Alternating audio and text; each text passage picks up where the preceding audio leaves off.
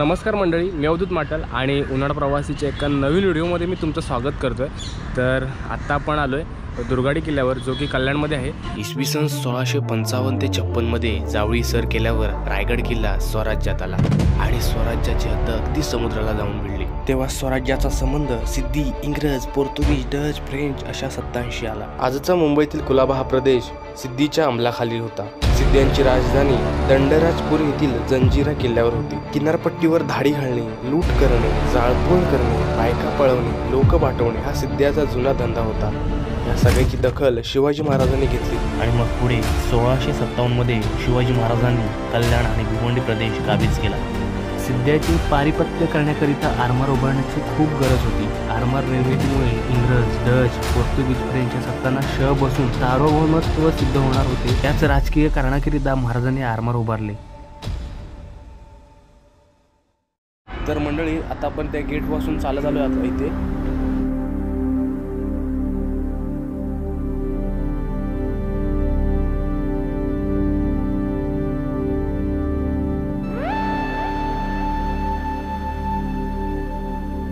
इथून आतमध्ये आल्यानंतर ह्या साईडला गणेशाचं मंदिर आहे, आपल्या गणपतीचं मंदिर आहे, म्हणून ह्या दरवाजाला गणपती दरवाजा म्हणून सुद्धा ओळखला जातं।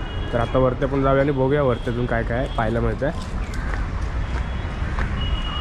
तर इथून वरती चालत आल्यानंतर इकडे दुर्गादेवीचं मंदिर आहे।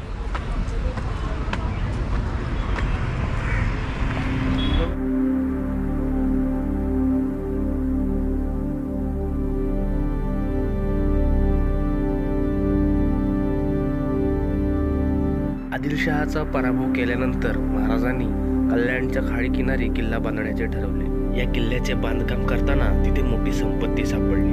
दुर्गादेवीच्या आशीर्वादानंच ही संपत्ती सापडली असं समजून महाराजांनी किल्ल्यावर दुर्गादेवीचे मंदिर बांधले। त्यामुळेच किल्ल्याला दुर्गाडी असे नाव पडले।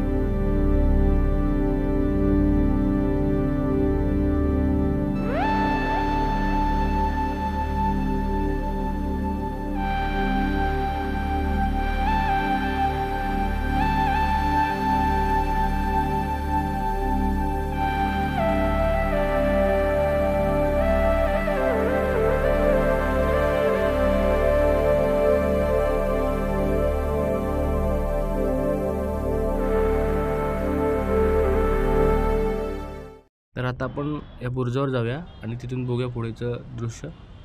आणि आता इथे आलो तर समोर जो भगव्या कलरचा गेट दिसतो तिथून आपण आतमध्ये आलो आणि तिथून आल्यानंतर एवढा काय वरती चालायला लागत नाही, किल्ल्यासाठी एकदम जवळच आहे।